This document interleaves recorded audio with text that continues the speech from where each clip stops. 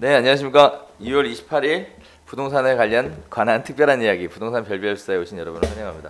오늘을 같이 나눌 주제는요. 6.19 부동산 대책에 따른 시장 변화와 부동산 투자자들이 시장에 대응하는 방법, 어떻게 대응하는 게 좋을지에 관련된 이야기를 나눠볼 텐데요. 일단 6.19 대책 이후에 시장에 좀 변화가 좀 있는 것 같아요. 그래서 아무래도 시장 쪽에 민감한 전문가이신 우리 강용호 소장님. 안녕하세요. 복장 불량한 부동산입니다. 네.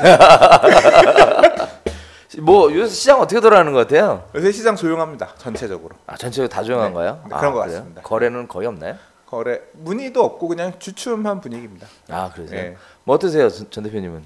저는 이렇게 봐요. 이게 시장이 정책에 대응하는 방법 중에서 지금 선택할 수 있는 가장 좋은 방법은 그냥 쉬는 거예요. 네.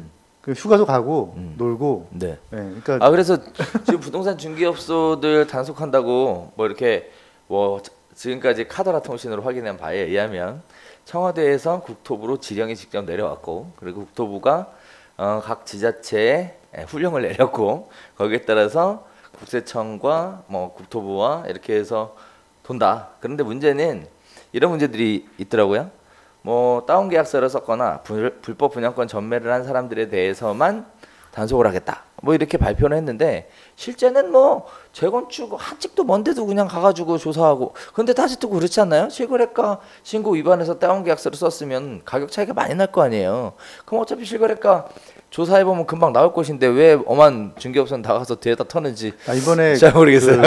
뭐 도시재생 시범지구래 가지고 구의자양 1동 뭐 거기가 지정이 됐어요. 뭐 창시 몇 군데에서 아시는 지인들하고 현장을 갔는데 구의자양 쪽을 갔거든요. 거기 이제 뭐 그 KT 부지도 많고 땅이 많아요. 근데 그 주변에 부동산 들어서 쭉 갔는데 부동산 연대가 없어요. 그렇죠. 네, 그래서 들어가 보지 못했어요. 조사를 못했어. 아, 그랬어요? 아, 그래서 저희도 지금 얘기 들리는 게 다 해외여행 갔습니다. 네. 이번 주 말 되면 돌아오는 팀이 일부 있고요. 돈을 많이 버셨나 보네. 해외여행도 가시고. 뭐 아이슬란드 무슨 뭐 로마 무슨 뭐 난리 났던데. 네오비 식구들은 확실히 좀 스케일이 달라. 열심히 네오비에서 중개 그 방법을 익혀가지고 확실히 돈도 그 해피머니가 이렇게 늘어나요. 근데 이게 정책적 시그널이 이제 쉬라는 거잖아요. 네네. 근데 저는 이걸 어떻게 보냐면 올 가을을 주목이 되는 거예요. 이 가을 시장이 이렇게 쉬란다고 계속 쉴까요? 그러니까요. 그래서 뭐 후속 대책이 언제쯤 다시 나올 거냐? 과연 이게 관건이겠죠. 사실 보세요. 6.19 부동산 대책 언제 나왔어요? 6월 19일 날 나왔습니다. 아직 열흘도 안 됐어요. 그러니까요. 네, 열흘도 안 돼서 지금 아직 뭐 지난주 이번 달까지는 뭐 내내 부동산 아마 저 단속들 좀 있을 것 같고요. 그래서 좀 6월은 그냥 자체적으로 다 쉬어가는 분위기인 것 같아요. 근데 그러니까 그러다 보니까 지금 뭐 이제 일주일 정도 지나고 나서 어제 월요일 화요일 기사들을 좀 봤는데 기사에서 얘기하는 대책 이후의 방향들을 보면 재건축, 주춤, 그 다음에 기존 주택가는 그러니까 이제까지 상승장에서 약간 소외되었던 지역들 이런 지역 같은 경우는 괜찮다, 나쁘지 않다 그런 얘기가 있었고요. 그리고 분양권 시장 주춤, 당연히 주춤하겠죠. 그렇죠. 그리고 재개발 중에 인기 지역들 있죠. 네. 거기도 주춤. 그래서 오히려 그러니까 거기 재개발 지역의 인기 지역들 같은 경우 뭐 대표적으로 성수, 한남 이런데 얘기 나오는 데 같은 경우는 이제 강남에 재건축 규제 간다 그랬으니까 우리가 반사이익 받을 거야. 매도인들은 호가를 높이고 매수인들은 야 강남이 죽는다는데 니네가 뭐라고? 강남이 빠지면 니네도 빠져야 정상이지. 그래서 안 사고. 그래서 거래는 실제 안 된다. 네. 그 얘기가 하나. 반대로 뜨거운 지역이 있습니다. 어디요? 신규 분양. 지난 주말에 서울 수도권에 4개의 모델하우스 오픈했거든요. 전부 주셨어, 전부. 네. 줄선 정도가 아니에요. 모델하우스 집 보려면 아침에 10시에 들어가서 막 그 아침에 8시 가서 줄 서서 막 1시간 기다려서 보고 뭐 이 정도로 주말에 되게 뜨거웠어요. 그래서 그렇군요. 네. 뭐 이제 아마 오늘 1순위 수색 사구역 DMC가 오늘 아마 1순위일 거고. 그러니까 이번 주 청약이 계속 있거든요. 이제 경쟁률을 나와 보면 이 3년짜리 입주까지 전면 묶여 있는 단지들인데 그렇죠. 이제 청약 경쟁률 나와 보면 시장의 온도가 어느 정도구나 느껴지. 거기에 청약한다는 뜻은 거의 실수요자라고 봐야겠죠. 다 실수요자죠. 네. 그렇죠. 못 파니까. 사실 제가 동생이 무주택자예요. 제 네. 동생이. 네. 그러니까 저는 그렇게 투기를 조장하거나 그런 사람 아닙니다. 저희 동생이 무주택자예요. 저희는 그래서 주장하나요? 아니, 이게 그런 식으로 받아들이는 분이 계셔서. 근데 그래서 동생을 이제 30대인데 청약을 좀 해주고 싶어서 가서 보는데 될 수가 없어. 가점도 안 되고 무주택자인데 가점이나 이런 게 지금 청약하는 데들 가점 계산해 보니까 신혼부부 특공을 넣으려고 그랬는데 신혼부부 특공은 자격이 안 돼. 그래서 못 넣고 그다음에 가점으로 하려고 하니까 거기서 얘기하는 커트라인에는 택도 없고요. 그래서 뭐 추첨으로 돼야 되는데 추첨은 답도 없는 거고. 그래서 정작 청약을 하려고 하더라도 이렇게 실수요자 이번에는 그냥 내 집 마련을 한번 해라라고 하려고 했으나 뭐 현실적으로는 어려울 것 같아요. 좀 되게 착잡했어요 개인적으로도. 예. 그렇군요. 부동산 시장 자체가 일단 극명하게 양극화 현상을 보여주는 것 같아요. 그래서 기존에 인기 있었던 지역들은 사층 주저앉는 느낌이고, 그 다음에 아닌 데들은 다시 뜨는 느낌이고, 그 다음에 실수요자들을 중심으로 한 분양 시장은 굉장히 뜨겁게 달아오르고 있다. 예, 이렇게 아마 정리를- 그렇게 청약 경쟁률 보면 그렇게 나올 것 같아요. 근데 그렇죠. 또 하나 근데 다른 시장이지만 같은 시장 맥락인 게 부동산 교육 시장은 되게 좋아요. 왜 좋아요? 문의가 많아요. 부럽습니다. 돈 많이 버셔서. 대단하십니다. 네, 네.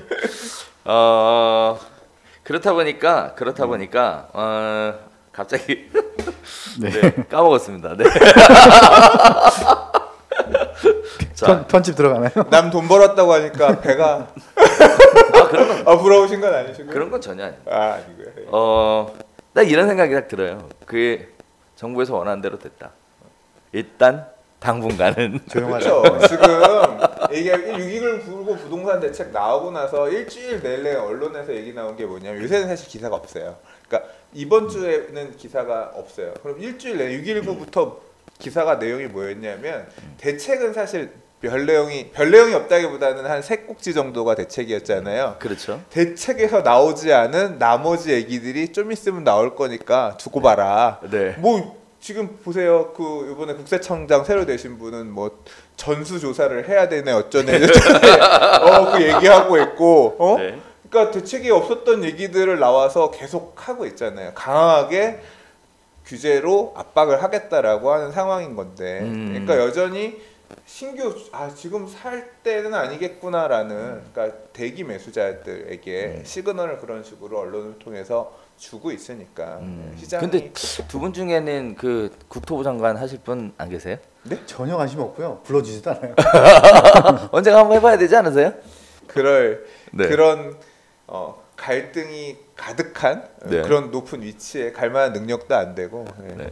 관심 없습니다. 왜 누가 안 된대요? 제 스스로. 열심히 그런 위치에 가기 위해서 지금 열심히 뭐 책 준비하고 있다는 소문이 쫙쫙쫙 돌던데. 네, 감사합니다.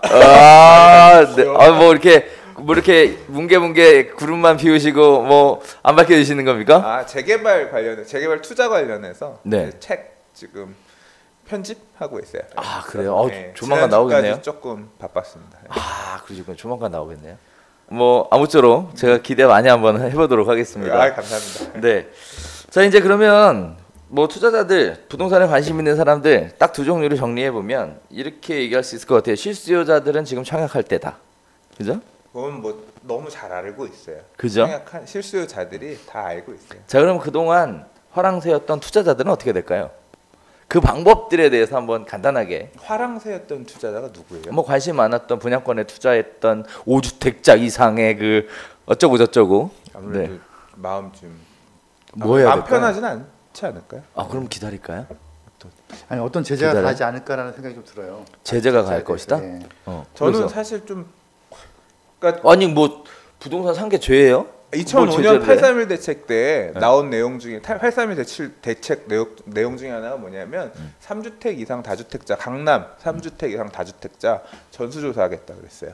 예. 그래서 그때 얘기했던 거랑 똑같아요. 이번에 얘기 나온 것도 전수조사하겠다. 또 데자뷰. 근데 그때 안 했어요. 8.3일 대책 이후에 시장이 조금 안정화되는 것 같으니까 없었던 일로 하고 넘겼거든요. 그러니까 이번에는 뭐 3주택이 아니라 5주택 이상, 그 다음에 29세 미만의 이제 말 그대로 편법적 증여가 예상되는 이제 그런 취득 같은 경우는 조사하겠다라는 거였는데 네. 할지 안 할지 모르겠습니다. 일단 엄포인지 더 하지 말아라인지 하겠다인지 는 모르겠지만 예전엔 안 했어요. 근데 그렇게 막 털어도 되는 거예요? 집 많으면 뭐 죄인이네 이게 또 막 털고 막 뭐 장관 무슨 뭐 청문회 하듯이 막 조사해가지고 뭐 다 뒤져도 되는 건가 싶네. 어쨌든 뭐 그렇다고 턴다고 해서 뭐 제재를 가할 것도 특별히 없을 것 같은데. 그러니까 10년 네. 전이랑 지금이랑 분위기가 완전히 달라요. 10년 전에는 네. 도망갈 구멍이 없었어요. 그러니까 10년 전에는 다주택자가 진짜 말 그대로 죄인이었거든요. 네. 근데 이게 정부에서도 알아요. 그러니까 저는 그렇게 알고 있다고 생각해요. 다주택자를 안 좋은 뉘앙스로 얘기는 하지만 그것도 모든 다주택자라고 얘기는 안 했고요. 보면 이제 인기 지역, 과열 지역의 다주택 이런 식으로 해서 좀 찝어서 그러면서 이제 핀셋 규제 얘기가 나왔던 부분도 있고요. 정부에서 안다는 얘기가 뭐냐면 집을 사지 않으면 누군가는 국가가 집을 갖고 있어주든 개인이 갖고 있어주든 그래야지 그렇죠. 임대주택이 공급이 되는 거잖아요. 그래서 뭐 이제 신임 국토부 장관이 얘기하는 것도 이제 정책에서 얘기하는 걸 보면 임대사업, 그러니까 지금 이게 임대사업자 등록을 저는 정확하게 제가 수치는 모르겠지만 약 97% 정도가 사업자 등록을 안 하고 있다. 그래서 이 통계에 잡히지 않거나 이제 그런 게 문제이기 때문에 임대사업자를 네. 내서 네. 이제 제도권 하로 이제 민간 임대 사업들을 들어오게끔 하려고 하는 움직임들을 하기 위해서 좀 그렇게 과하게 얘기하고 있는 것 그러면 같아요. 뭐 예상해 보면 그거를 통해서 보유세를 증가시키겠다. 그래서 보유세를 감면을 받으면 임대사업자 등록을 하는 게 감면을 받을 수 있다. 뭐 이런 식으로 자연스럽게 흘러가는 이런 새로운 길을 만들 수도 있겠네요. 어제 기사 같은 경우는 그런 내용도 있었습니다. 그러니까 주택임대사업자를 가입 안 하는 이유는 뭐냐면 혜택이 별로 없어요. 이제 그렇죠. 주택임대사업자를 하면서 혜택을 입을 수 있는 사람은 누구냐면 분양권 들고 있는 사람이 주택임대사업자 가입하면 혜택이 있어요. 그렇죠. 취득세를 감면해주는 혜택이 되게 크거든요. 근데 기존에 들고 있는 주택임대사업, 그러니까 주택을 갖고 있는 사람들은 이미 취득세를 내서 더 낼 게 없잖아요. 근데 그렇죠. 재산세 감면이나 종부세 감면이 그렇게까지 혜택이 없는 거예요. 그러니까 그러면 종부세나 재산세를 막 올리게 되면 이거 내기가 이제 부담스러우니까 그렇죠. 주택임대사업자를 갈 수는 있겠지만 네. 그거는 세부담을 늘려서 가는 거는 아니 난 그럼 세 내고서 그냥 월세로 전가할래 말 그대로 조세 전가를 해서 세입자들한테 임대료가 올라가는 그런 부작용이 나올 수가 있으니까 그래서 이제 최근에 얘기가 나오는 게 한편으로는 그러면 그렇게 들고 있는 사람들도 주택임대사업자로 가입할 수 있게끔 유도할 만한 이 당근을 줘야 된다. 당근 중에 하나가 제일 큰 게 뭐냐면 이제 사실 이 재산세, 종합부동산세 이런 세금도 있지만 더 큰 게 뭐냐면 부가적인 부분들이에요. 네. 예를 들자면 건강보험료. 그러니까 뭐 보통 이제 노후 주택, 노후 월세 이런 거 생각하고서 오피스텔이나 이런 거 투자하신 분들 많이 계시거든요. 네. 근데 그 오피스텔을 갖고 계신 분들, 오피스텔 뭐 전세를 주거나 주택임대사업자를 안 내신 분들 이런 분들 같은 경우에 이게 임대사업자를 내게 되면 사업자가 되니까 의료보험 따로 내야 되거든요. 근데 그 보험료는 갖고 있는 재산, 지역가입자가 되면서 재산에 대해서 내야 돼. 네. 그래서 많이 내야 돼요. 그래서 그걸 감면해주기 위한 대책들이 필요해요. 그거 없이는 안 한다고. 그러니까요. 네. 그래서 그거 한대요. 아무튼 연구하고 있대요. 그러니까요. 그래서 보유세 올린다는 얘기죠. 보유세는 근데 보유세 올리는 게 저는 그렇게까지 뭐 언론에서 얘기하는 것처럼 알겠습니다. 알겠습니다. 네. 네. 그다음에 이제 또 뭐 규제할 게 대출에 관련된 부분이 어떤 후속 대책이 나올 것 같다라는 예상이 있는데 뭐 개인적으로 현재 시장 상황과 분위기상 투자에 관심 있는 분들이 어떤 그런 제약을 받을 수 있는 조건이 아니라 그러면 투자에 지속적으로 관심을 갖는 것도 나쁘지 않은 것 같아요. 지금 현재 상황상 봐야죠. 눈치는 좀 보겠지만 그렇죠. 근데 지금 같이 눈치 보는 시간에 열심히 알아봐야 되는 거 아니에요? 쉬라고 할 때는 쉬는 게 맞는 것 같아요. 아 부동산이 문을 문을 닫았구나. 네 그러면 부동산이 다시 오픈하는 날을 기다리면서 저희는 오늘 여기서 인사드리도록 하겠습니다. 한 주 동안 기다려주셔서 감사하고요. 저희 방송 꼬박꼬박 챙겨보시려면 구독 버튼 누르시는 거 잊지 마시고요. 네 저희는 다음 주에 다시 인사드리도록 하겠습니다. 감사합니다.